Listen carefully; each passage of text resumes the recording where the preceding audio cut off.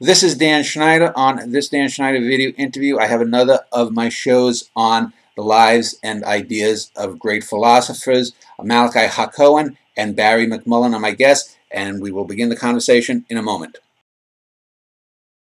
Karl Popper is the topic. I have two experts on his life, Malachi Hacohen and Barry McMullen. Let me just ask a little bit about their backgrounds. Let me go on the left with Malachi first. If you could just tell me a little bit about yourself, what got you interested in the life and work of Popper, and anything that you've written. Malachi? So I teach history and Jewish studies at Duke University. I'm a historian. I also directed for a number of years the Council for European Studies and presently direct the program on religions and public life at the Kenan Institute. And Karl Popper was the subject of my first book. I was interested in him as a representative of the European Jewish intelligentsia and as a person who wrote a formative text on Cold War liberalism, the open society, and its enemies that advocated or set a platform for liberal democracy against both communism and fascism.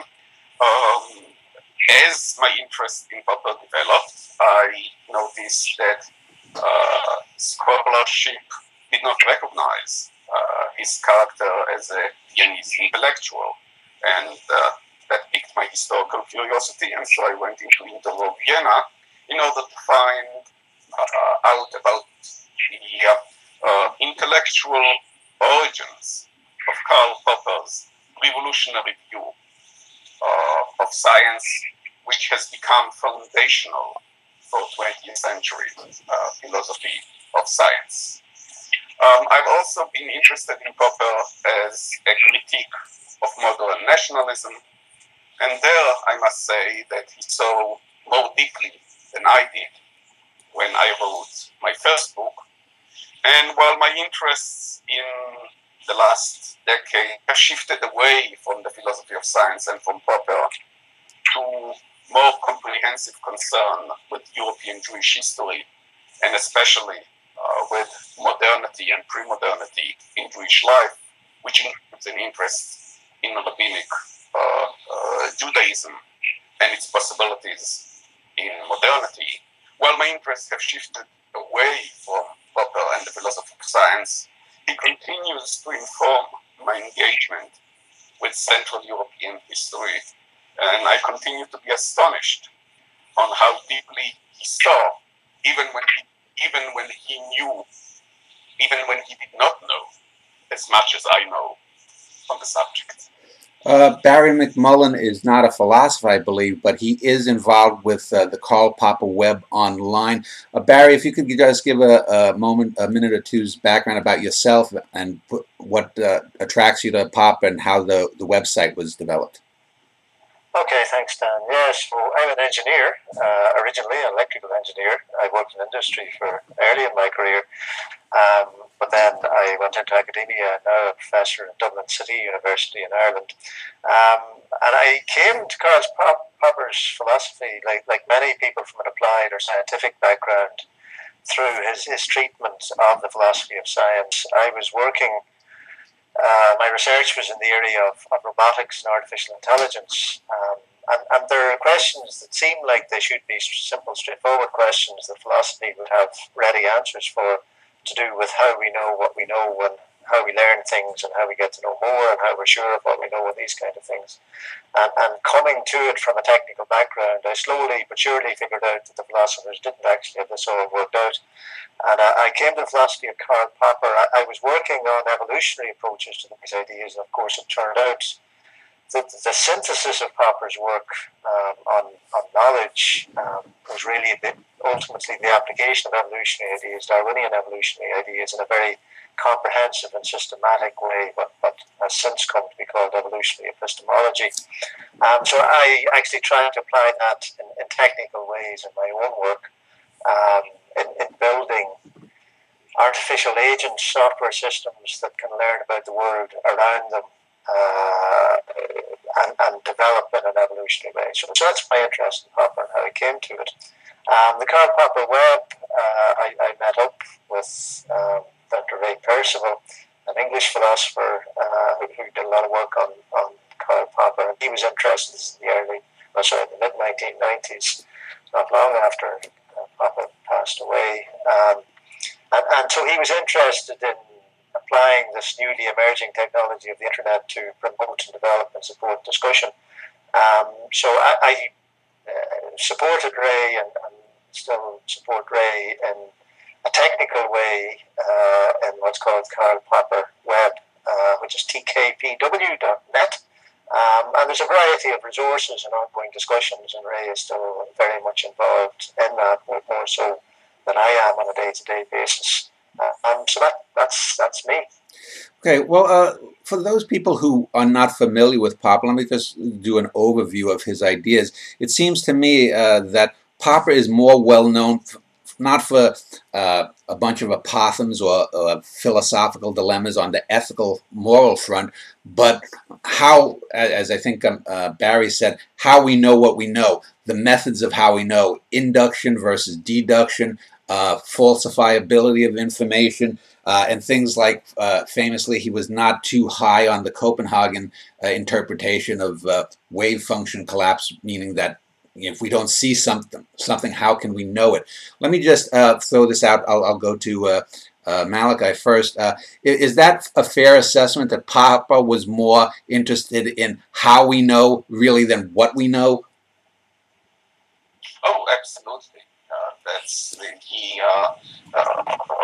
Popper's view of the philosophy of science is that, well, there is a notion of truth and an objective truth. It is never one that we can be sure of possessing. And it is questionable whether we can know even that we are getting better approximation. So the question of what it is that may count as all as scientific knowledge was very central to him in the interwar years, because science then had the halo of certain knowledge and of truth. And Karl Popper's revolutionary finding was that there is no such thing, and this is not what a scientific enterprise is about. He emphasized, for example, that wealth prediction plays a very crucial role in science. Science's ability to predict events is rather limited. Rather, science rules out possibilities for events occurring. Moreover, he pointed out that major advances in knowledge are not produced by confirming expectations. That may be very satisfactory for individuals, but it does not advance knowledge. It is refutation. It is the frustration. It's something that comes as a result of criticism and of the unanticipated that advances the boundaries of knowledge, because it rules out things, and that thing that has been ruled out, we know to be wrong, and what we do is we formulate an alternative hypothesis and try and test it. And toward the end of his life, he came with a very attractive view of science proceeding from problem to problem to problem. And the only thing he was ready to say at that point is, we are proceeding into deeper problems. This is a worldview that I found very attractive because on the one hand, it vindicates the human search for knowledge, and on the other, it leaves the question of that final truth always hanging there, always something we strive for, but not something that we can reach, which means it vindicated on the one hand the scientific enterprise, but it demystified it. Moreover, and I think this is important, from rather early on, he emphasized that the boundary between scientific knowledge and non-scientific knowledge is not clear. To be sure, yes, I know that philosophers of sciences have spoken a lot about the so-called demarcation criterion between science and non-science, or science and metaphysics. But truly, for Popper, every person is a philosopher. The problems that we confront in daily life are very similar to the problems confronted by the scientists, and we approach them in ways that are science-like. All science does is it systematizes a little bit the testing and provide rules for it. But the boundary between everyday knowledge and scientific knowledge is rather thin. Well, let me turn to Barry. Barry, you had mentioned in your introduction a more pragmatic approach that you take to science. And it would seem to me that even though Popper lived his whole life in the 20th century, that his approach about information gathering, how we know what we know, is very applicable in the 21st century, especially in things like artificial intelligence and things like the embodiment of robots. How can a robot or an android perhaps understand knowledge the way that a flesh and blood human can? Do you think that pragmatically that Popper is more relevant today than ever? Well, I think he was probably ahead of his time and is still perhaps not as much appreciated or as well understood. So one still encounters very, I would say, simplistic philosophical assumptions in these kinds of areas.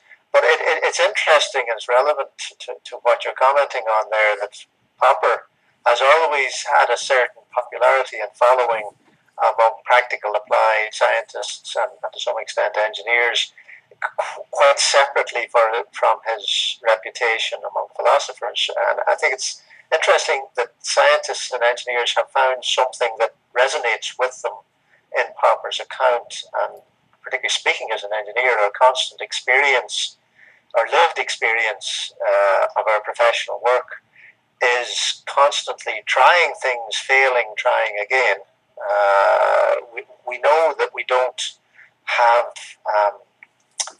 magic wands that automatically mean that systems work. So the reasons that technological systems work at all is because we're prepared to test them severely, test them aggressively, to learn from the things that fail, to repair those failures, but always knowing that we may have overlooked something else and trying to find some other more precise test or more exhaustive test. So it's a philosophy that speaks in a very applied way compared to perhaps some more academic philosophy that doesn't connect as easily to practice in the sciences or engineering, or indeed while the scientific demarcation that Popper formulated between science and metaphysics revolved around the use of empirical test as a demarcation criterion. The flowering of his philosophy is more general than that, where he articulated this distinction between knowledge that is held open to criticism. Sometimes our knowledge can be criticized by an empirical test, but many times it can't. But even then, it can be held open to criticism, and we can look for better approaches. So I think these are very deep, fundamental ideas, and the radical nature of them, I think even among people who've heard of Popper, the full extent of the radical nature. So Malachy has given an excellent sort of summary, but I think what deserves emphasis is that there's no end to this, that there's no grounding. In artificial intelligence, we talk about the symbol grounding problem. It's a well-known sort of theoretical problem in artificial intelligence, how symbols in an artificial cognitive system actually come to be imbued with meaning. But the Popperian view of that is, well, they don't in any absolute sense. There's no absolute grounding. Our knowledge has no firm foundation. It's all a sort of a rickety structure that holds together, but at any given time we can probe any piece of it and hold it open to criticism. So even though we can have theories and we can select among them by falsification, even our falsification is only ever tentative. We may have got it wrong. Our test may have been mistaken or ill-judged. So even when we think we've made progress, and in a Popperian sense, we have made progress of a sort, but it's not the progress in a naive view of science, which involves, well, we have some secure knowledge, and then tomorrow we have more secure knowledge, and then we add another increment on the following day. In the Popperian view, none of our knowledge is ever secure, but we're always strengthening it by finding new pieces of it to test and probe and challenge again. But these ideas are so radical, to be quite honest, within areas that I've worked on myself, and artificial intelligence, or more general field called artificial life, where we try to look at recreating forms of intelligence that are not at the human level, but are more lower down in biological organization, at the animal level, or even at the bacterial level. This question of really applying this philosophy of bold conjectures and tentative refutation, never absolute refutation, and being prepared to come back and revisit those. To be honest, I don't think that philosophical, the full radical nature of that philosophy has yet to be taken on board in many of these fields. So I think that the full import and impact of Karl Popper's philosophy may well be yet to come, as opposed to having flowered in the last century. Well, go ahead, Malachi. You have something to say? Yeah. What Barry was saying so eloquently struck me so too, because it's so radical, and yet that's life as we know it. That's, I think, both Barry and my experience in life, and also to underline something that Barry said. My own experience at Duke University is that our wonderful philosophers still engage Popper. Indeed, the interesting thing for me is that the Vienna Circle, Popper's major antagonists, right, and the people in conversation with whom he developed his philosophy, are virtually out. And yet, if we look at the philosophy process at Duke University, they begin with a piece from Popper. That's not, needless to say, where they end. And it's mostly in order to argue against Popper. But Popper is present. Moreover, as I encounter scientists, engineers, people who do not think of themselves as philosophers, Popper has had popularity amongst the scientists unparalleled, I think, with any other philosophers. He is also someone who is better known than most philosophers by the non-professionalized intelligentsia. And the book, The Open Society and Its Enemies, still remains a book against which one argues, or with which one revisits earlier history episodes. So Popper remains there. The thing that I do not quite understand is, I know as a historian that sometimes people become popular through misappropriation, and that's hardly the case of Popper. What I wonder about is why that radical Popperian alternative that was offered, that Barry described so well, why it remains so unappealing to philosophers. My own book, Karl Popper, The Formative Years, at the time showed how Popper responds to the major questions of post-structuralism, and how he takes on all of the post-structuralist assumptions, and yet add with a much more hopeful view for human knowledge as an enterprise. And the book was very widely read and received very positively, and yet no one truly took the message and Popper's worldview and attempted to work them. Indeed, if you look at today's development in the philosophy of science, and in their methodological terms, you find that on the one hand, they have taken over some of their ideas. But on the other hand, it seems to me many of the mistakes that were earlier made by the positivists are reflected in today's neurological term in philosophy, which Popper would have counted under psychologization. So I wonder whether Berry has any reflection on, other than that radicalism, why is it that Popper is being refused? He still remains a presence, and yet he's being refused. Why is it? Barry, do you have an answer? Oh, you mean refused in philosophy circles? That he's, I mean, he's certainly popular and remains, has an ongoing popularity, as you say, in people who find resonances with their professional practice in practical science or applied science. But within academic philosophy, yes, my sense is that he's still, I think it's almost as if he's done too much. He's answered too many questions and done so in too radical a way that there's a certain unwillingness. Certainly, I mentioned the radical nature of Popper's answer to the problem of induction, which was really, I think he used this phrase himself, it wasn't to solve the problem so much as to dissolve it, basically show that it was a non-problem. So this problem of induction is, how do we successfully argue from individual concrete cases to general laws?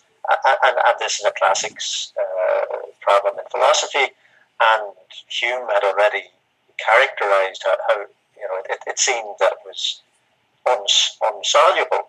And Popper solved it in his own terms by saying, well, it's not a problem because we don't actually do it, or we may psychologically do it, but we don't do it in the sense that there is any logic that is reliable that does this. But notwithstanding that, we can still make progress in our knowledge, even though there is no reliable way of doing induction. And that's just an extraordinarily radical way and idea. And while I've said that Popper's ideas remain popular among practical applied scientists, including social scientists to an extent, nonetheless, I'm not sure that they've taken that radical message on board, because they still tend to fall back to, well, yes, if you look at modern, the big field nowadays is referred to as data analytics, so this is probing large data sets for knowledge, for information, for things that we can learn. And it still relies very heavily on statistical approaches and large numbers and essentially induction heuristics, but doesn't always admit that these are only heuristics. This is the essence of Popper's philosophy, that all we have are partial heuristic tools, and it's not that these are approximations to some perfect tool that we're going to get one day. That's as good as it gets, and yet it's extraordinarily good. And we can just stop worrying about the search for the ideal thing and get on with applying these practical things. But why that's not been that radical answer to problems in epistemology has not been really accepted, I'm not sure. Although I will say Popper, the later Popper, attached a lot of importance. It was there in the phrase "the open society," but his later formulation of what he called the open universe. So this is not merely non-deterministic universe, but a universe in which human decisions, human ideas, human knowledge, and even objective knowledge, which is another level above human knowledge, that these have autonomous causal influence in the universe. There's a huge resistance still, I think, particularly among physically motivated or materialistic philosophers who still want to find a way of saying that's wrong, and yet can't seem to quite formulate a fully coherent philosophy that retains materialism and yet provides a meaningful role for moral, ethical action in the world. And Popper, whether you agree with his answers to those questions or not, I think at least had the bravery and the radicalism to offer answers and say, no, the physical world is not causally closed. He thought he could actually prove that. I'd never actually been satisfied with his purported arguments on that. But as I say, whether you agree with his arguments or not, it's a profound philosophical problem, and yet much of academic philosophy seems to be dominated by what to me would seem to be much less interesting problems. So I'll stop there. Well, Barry, let me ask both you and Matt. Okay, hold on. Let me, because I want to get to talk a little bit about his life in a moment. But in the last 25, 30 years, it seems that a lot of science, especially physics, has gotten much more metaphysical. Things like dark matter, which is yet to be proven, things like the multiverse, things that may be beyond any kind of proof. Do you think that we're living in a scientific era that is post-Popperian in a sense because of that? Malachi, if you want to go first. Well, no, we may, but that would not be the reason why. First, what Barry was describing so well toward the end is Popper's notion of a universe of propensities, right? I mean, and but the fact that metaphysics plays a role in science is certainly not a problem for Popperian philosophy, not at all. And Barry can, I suspect, speak about it, about the way in which, for Popper, science starts from metaphysics, rules out pragmatically out parts of metaphysics, but remains at some point, remains in various ways attached to metaphysical universe. So I don't know that that's the reason why the new science, or why the new universe would somehow refuse Popper. What I wanted before we move into Popper's life, and I agree, let us do that. It's important. Let me ask a different question, or the one that still continues the previous debate. One thing that science studies has shown, though, is for better for worse, the way science is done in the lab is not the way in which Popper described ideal science being done. And so this means that any type of a sociology of science would come into conflict with the Popperian view of how science is to be done. Now, it's true that Popper posed an ideal type science, but Popper also claimed, and this was part of the argument with Kuhn and with others in the 70s and in the 80s, that there was a period in which science was done in the way in which his great book, The Logic of Scientific Discovery, or Victor for Strung, published in 1935, described. There was a period Popper insisted that it was done this way. But science studied indeed showed us that science today is not done according to those models provided by Popper. What would be your reflection as a Popperian on it? Well, that's an excellent question. I'll try and make a short answer, which is that, well, first of all, most working scientists or engineers don't think too hard about that. And that's a non-trivial observation. That is part of the sociology of science, that as long as we feel we're making progress, we get on with it and don't think too hard about methodological questions. And this does reflect Kuhn's point that it's only when we seem to be getting into difficulty and there's a systematic failure in making progress that we start getting philosophical and looking for other points of view. But I don't, as a practitioner, I suppose, in my own experience of scientists and applied work of that sort, I don't really see a huge conflict. Popper was not so much, in my interpretation, prescribing the way science should be done, but rather prescribing an orientation towards the enterprise, which was the critical orientation, which is not, and again, there's a lot of kind of naive Popperianism which focuses on falsification, and yes, of course, that's not what many scientists spend much of their time doing. But testing and criticizing is very much what most scientists spend much of their time doing, and trying to formulate ideas in ways that are open to criticism is what they spend a lot of their time doing. But the critical attitude is the last thing, if we are to believe the descriptions of lab science. The critical attitude is the last thing that interests them. I'm not sure which particular sociological studies you're talking about there, but I think there may be a bit of a difference in interpretation there in what counts as critical attitude and what counts as criticism. Again, if I give you the example, I spent a lot of time working in software engineering and software development, and the experience of every software engineer I know is that the conjectural part, the design part, the creative part, formulating a new design for a computer program is fun, but it's easy.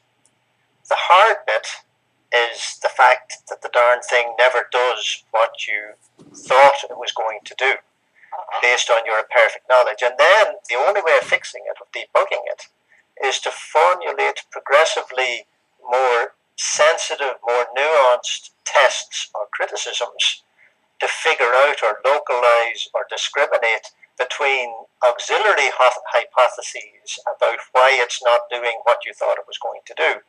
So in that sort of very visceral, lived way, I think that the life, certainly of engineers, is very Popperian.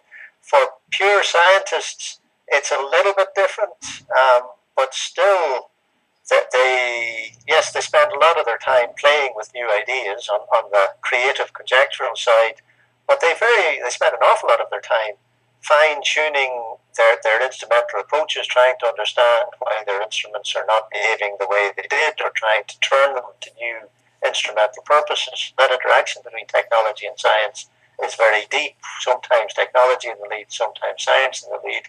And again, I personally see a very Popperian discourse or view of how that unfolds in practice. Well, let me turn to the man himself.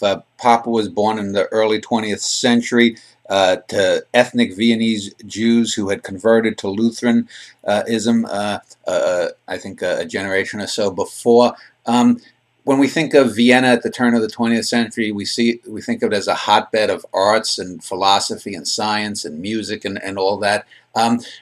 What was his youth like? Was he encouraged by his family? Were they people who engage in society, in science, in the arts? Then let me start with Malachi. The answer is yes.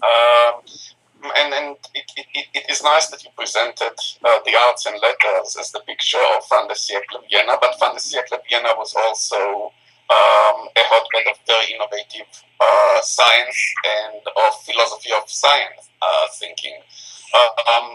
Due to the work of the wonderful work of Karl, we have focused on the less rational aspects of Viennese culture, on the modernist rebellion. But the modernist rebellion was also, as others have shown, a very rationalist one that represented the late Enlightenment. And this is Karl Popper's milieu.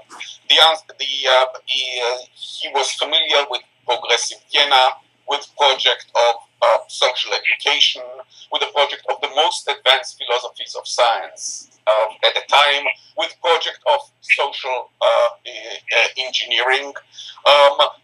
As to political engagement itself, it was more limited. It was more limited because of the problematic nationalist situation in the Habsburg monarchy in Austria, Hungary, the limits for the possibilities of Jewish intervention in politics, and so his father was a liberal Viennese, supporting more traditional Viennese liberalism. The son, Karl Popper, was involved in more radical project after the First World War. He became involved with the socialist movement, and indeed left Vienna still as a socialist, and was involved in Red Vienna.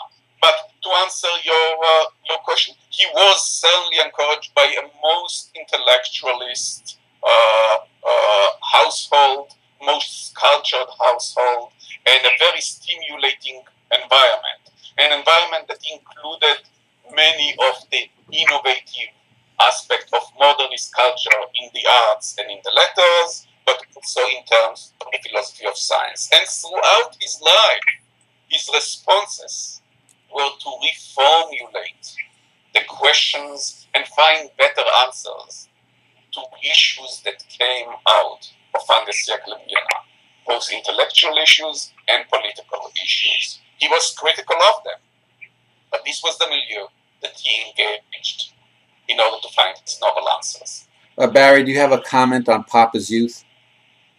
Well, I mean, I think Malik is certainly the expert on this. I'm not, but something, Malik, you may wish to comment on that I find sort of interesting is that Popper, his youth was in the sort of collapse of a society around him. So he was in a situation of radical social change and formulating his philosophical attitudes and worldview at that time.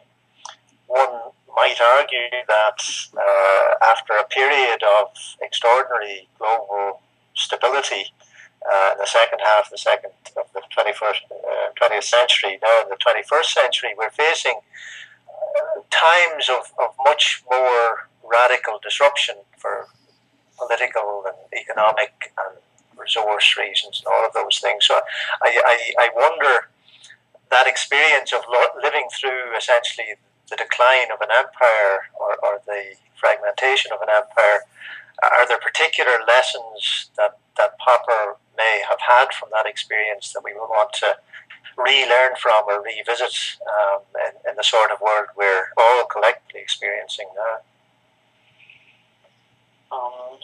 One which would be especially appealing to me, precisely along the lines that you were mentioning, is the Popperian view of nationalism and empire. Let me retract a bit. Popper's youth was in many ways a blissful youth, in that at the time, contrary to our expectations, contrary to some perceptions that people have, people did not know that Austria-Hungary was not going to survive. The collapse of the empire at the end of World War I came as a surprise. When it happened, or as it was happening, we cannot say that the Popper's family were, like most Jews, imperial patriots. It is well known that the best Austrians, it's a well-known joke, that the best Austrians were the Jews, and perhaps the only remaining Austrians, i.e. the only people who unconditionally wanted to maintain Austria-Hungary because they realized that if Austria-Hungary collapsed, they would be faced with nationalist and hatred and anti-Semitism in nationalizing states in interwar Europe, which is exactly what happened. But Popper's family were not among the greatest imperial patriots because of their critical orientation toward tradition and because of their view of liberal traditions and of Western experience of the nation state as better form for the organization of society, more rational ones. Popper chose in the interwar period the socialist orientation. But as we know from the open society and its enemies, he found the particular experiences of Red Vienna edifying, ennobling, but at the same time he thought the socialists were on the wrong track in combating fascism, and formed his own version of liberal democracy in a response. But something else happened as Popper was was writing The Open Society in New Zealand during the Second World War, having escaped National Socialism, accepted by the British Commonwealth. Popper recovered the notion of empire as a viable solution to the nationalist problem.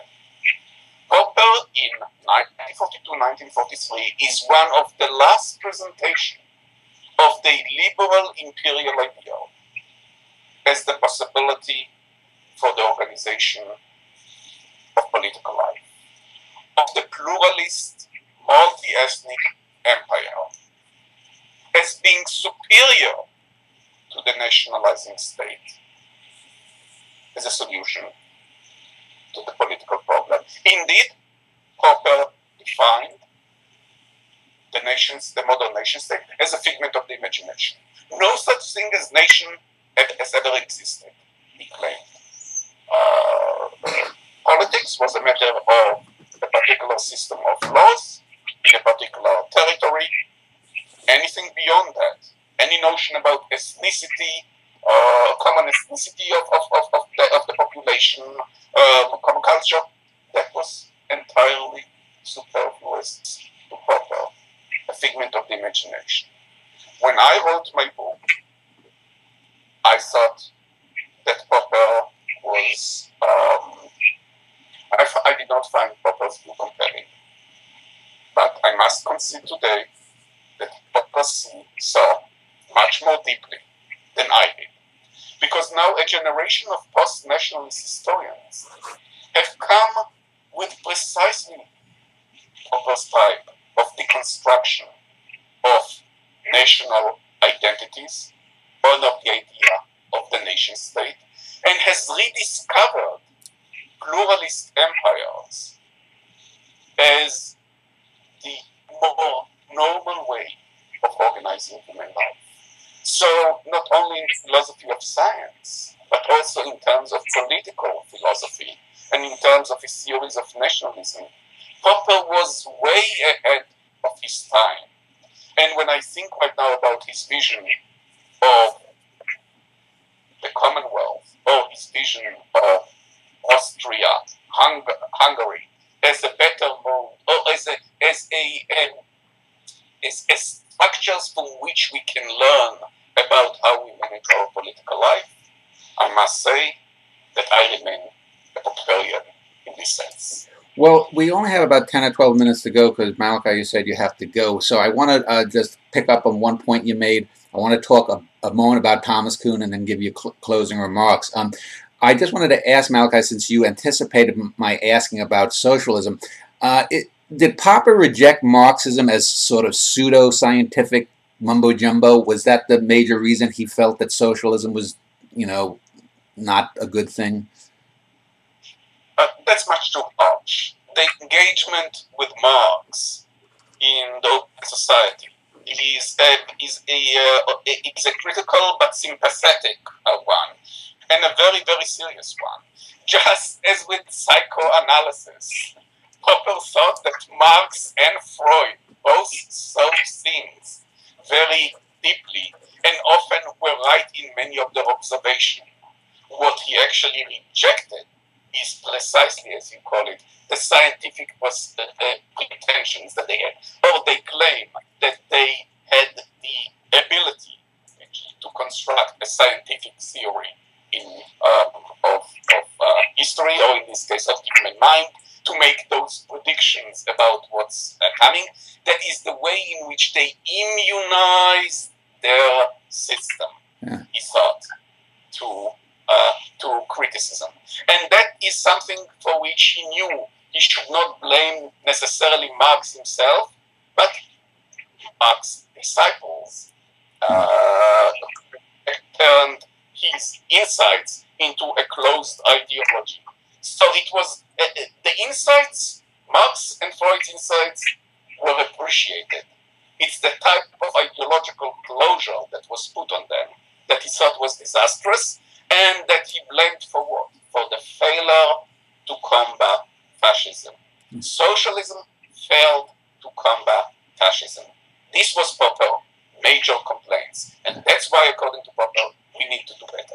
Well, I do want to get on to Kuhn, but I always felt, and I don't know if either you or Barry ever read Isaac Asimov's Foundation trilogy, but I always thought that the idea of psychohistory as put forth by Asimov in that Foundation trilogy was an explicit Popperian critique of Marxism as sort of that kind of mumbo-jumbo. But let me just turn to Thomas Kuhn before we go, and let me start with Barry, and then I'll go to Malachi.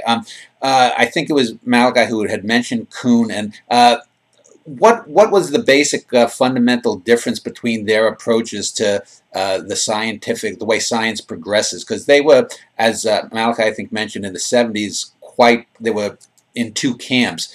Barry, do you want to just expound on that for a moment? Well, my sense of that is that Popper actually was a little bit, what shall I say, he felt that Kuhn's work, while interesting, was maybe given more importance and status than it deserved, in the sense that at least if you read Kuhn through a Popperian lens, there's a lot in it that you can actually see as a restatement of ideas that Popper had articulated. And there is more to it, and Popper acknowledged that this distinction between what Kuhn called normal science and revolutionary science was something that Popper hadn't himself articulated or drawn enough attention to. So he acknowledged that this cycle of, in Popper's view, conjecture and refutation and the revisiting of fundamental assumptions from time to time. He appreciated Kuhn's characterization and his historical analysis of that, and this idea of this clear distinction between times of normal science, when the underlying paradigms are not under close scrutiny, and then when you have a sort of a crisis where progress is slowed down and problems seem to be mounting up, that there can be a revisiting of that hitherto background paradigm and actually pull it out into the open and look at it again. Popper certainly considered that an original and important contribution. On the other hand, my sense is that he felt that it was only perhaps an elaboration of Popper's own ideas, and maybe Popper wasn't appropriately or sufficiently acknowledged in that, in the sense that Popper's conjecture, refutation, view of empirical science carries with it this radical implication that at any given time, there is nothing that is certain. Everything is fallible. So at any time, you may have to revisit the foundations. You may have to revisit the underlying paradigm. So that, in a sense, was already tacit or implied in Popper's radical view of the scientific enterprise. And I think on a personal or psychological level, perhaps he felt that his contributions that in a sense predated and set up Kuhn's presentation. I'm not suggesting that there was any conscious or deliberation in this, but I think possibly there was perception on Popper's part that the integration, that the relevance of Popper's own philosophy for Kuhn's views was not generally appreciated or acknowledged. But I don't actually see them as, looking back now from the perspective today, I don't see any fundamental conflict. I think they attach different emphasis to different aspects of the sort of historical development of science, and Kuhn perhaps never took quite the radical anti-justificationist, anti-foundationalist view that Popper took. So I'm not sure that Kuhn completely surrendered the empirical ambition that we could securely ground some scientific knowledge that Popper was willing and indeed suggested we had to give up.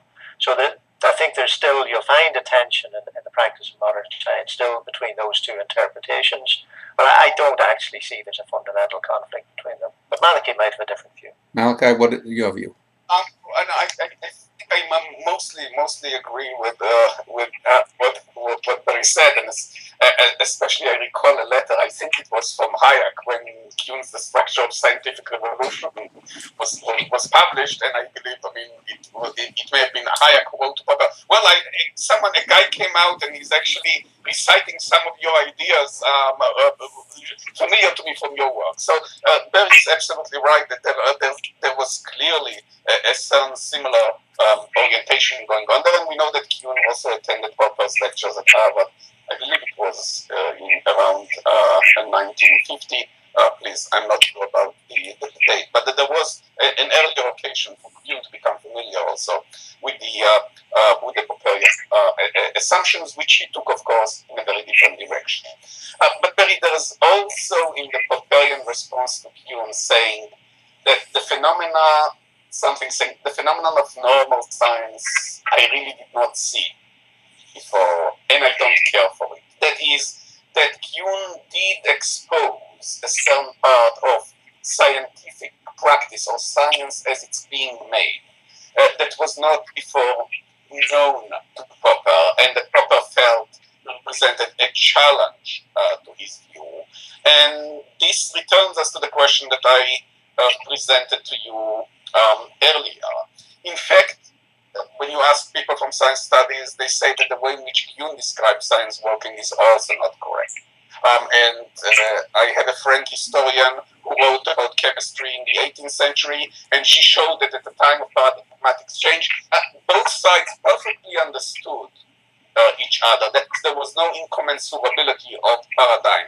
So something else is going on there, which neither Popper nor Kuhn, according to her, described accurately. But what does emerge from the science studies is precisely that phenomenon of what again was called earlier by Kuhn, normal science that does not conform to the ideal picture that Popper described. Now, Barry came earlier, and I found it extremely helpful with some examples, the way in which even in contemporary lab science, and certainly in the working of engineering, problems emerge that frustrate one and that tell one that he or she is on the wrong way, and thereby initiate the process of Popperian criticism. I find this very, very helpful. If we could show that indeed sociologically this is a reality, we have a way of countering the critiques of the Popperian paradigm in the name of Kuhn and his inheritors in science studies. But then the question, and the central question that remains for us as Popperian, is, if we do think, and I do think, that Popper provided the best alternative or the best view of how science can proceed, and if we find out that the reality of how science progresses is, or does not progress, is rather different, what is it that we need to do socially in order to construct an environment in which the Popperian view is the prevalent one? This is the type of question that I posed in my own work, and my big disappointment was that while my book was celebrated beyond anything that I could have expected, its message was not pushed further. That is, that the assignment, which I cannot do because I'm not a scientist, nor even a philosopher of science by training. I cannot address this question. I was hoping others would. This remains still the Popperian challenge. That gap that exists between science lab and the Popperian vision of science. Well, let me ask for closing remarks from both of you. Barry, I will link to the Popper web. If you could for people who are just watching this and have never heard of Popper, or students that are coming to Popper to study, if you could recommend, other than your own Popper web, 2 or 3 best resources or books that Popper wrote that are essential to him. Barry? Well, I recommend, and I know it's not a really reliable reference, but I think, as far as I recall, my own personal exposure to Popper came originally through his autobiography, Unended Quest. That's as good a phrase as any to coming to the close of this discussion in response to Malachi's comments there. I think it's important to remember that that was Popper's view of his life's work and of the work of science. It is an unended quest by definition, but we can still roll up our sleeves and keep doing something more. But again, my memory is vague on this, but I believe I picked up that book in a bookshop simply because I was intrigued by the title, and I read the blurb in the back, and then I took it home and read the full book. I think it still provides an excellent, very accessible introduction to Popper's thought in Popper's own words. And it's not a long book, and it's not a highly academic book. So for somebody who wants to start off with Popper, that or Brian McGee's very slim volume on Popper that's quite old now, but it's simply called Popper. That's very good also. And then the book I go back to over and over is the book called Objective Knowledge, which is a collection of Popper's lectures. And again, because they're essentially lectures that I gave, they're presented in a very accessible. I think Popper's prose, for somebody who wasn't a native English speaker, his writing, his own later writing is amazingly strong and forceful and quite unlike a lot of typical academic philosophy. So I would strongly encourage people to dip into Popper's own words in something like the book Objective Knowledge or Conjectures and Refutations. That there's many different aspects of his philosophy. He was so wide-ranging and so interdisciplinary, it's extraordinary. So no matter what a person's background might be, no matter what their problems, whether they recognize them as philosophical or not, getting one of those volumes, I think, would be an excellent starting point. Malachi, final comments from you on Popper? Yeah, so I think that Barry captured it wonderfully. Unended quest. That is the way Popper saw it, and that's the way I hope we all see it. As to recommendations for readings from Popper, well, we each have our own favorites. I still think that the Open Society and Its Enemies should be or can be a beginning point for anyone who wants to engage in Popper. I would then read probably the earlier chapters of The Logic of Scientific Discovery for his philosophy of science. And finally, if I may recommend an essay that seems to me to be quintessential essay and a very helpful one both for science and for politics. It's Popper's essay Toward a Rational Theory of Tradition, which I believe is included in Conjectures and Refutation.